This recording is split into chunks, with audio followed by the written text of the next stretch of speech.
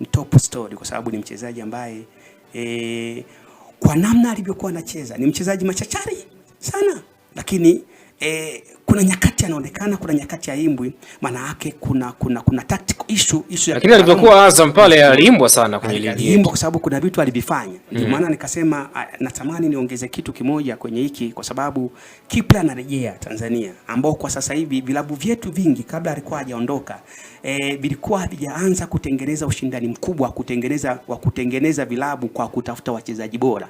Vilabu vya kawaida vilikuwa na wachezaji wa kawaida sana, lakini leo hii ukienda kuvitazama vilabu vingi vinafanya investment kuleta wachezaji ambao wanaweza wakapambana. Timu kama Mashujaa lazima unakute na wachezaji wazuri, lakini mara kadhaa nakumbuka sana baada ya Azam kuondoshwa kwenye mashindano, kama ulifuatilia vizuri kwenye mwaka jana, baada ya kushindwa kwenda kwenye hatua inayofuata, Kipre alisema kwamba Azam wanahitaji miaka 3 ili wafanye vizuri, lakini alijaribu kushauri jambo kwamba Azam wanahitaji miaka 3, 3 years, lakini kwenye miaka 3 wanatakiwa watengeneze mix, yani wachanganye kikosi cha wachezaji wazoefu wanaoijua timu na wachezaji wengine ambao watakuwa ni vijana. Alijaribu kushauri, na ushauri ule niliona ulijaribu kuchukuliwa in positive way na timu ya Azam, kwa sababu moja ya kitu ambacho kinakumbukwa zaidi na timu ya Azam mpaka wameamua kuweka pesa kwa Kipre Junior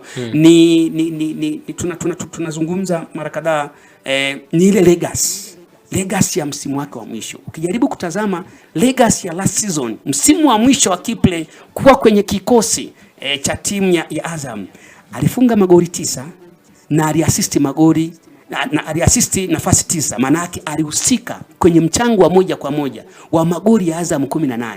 Sasa ukimtazama mchezaji ambaye ana uwezo wa kuhusika kwenye magoli 18 alipokuwa ndani, maana yake kwenye mechi 30 ana uwezo wa kuhusika kwenye magoli 20 kiwastani. Mchezaji ambaye anaweza akahusika kwenye magoli 20 ana kila baada ya mechi moja, Kipre kiwastani kwenye football mathematics ana uwezo wa kufungia goli moja. Sasa hii ni kipindi ambacho alikuwepo. Sasa ushauri wangu ambao nilikuwa nataka kusema, ligi imebadilika na amekaa muda kidogo hajakuepo. Je, atakuja kukop? Ni swala la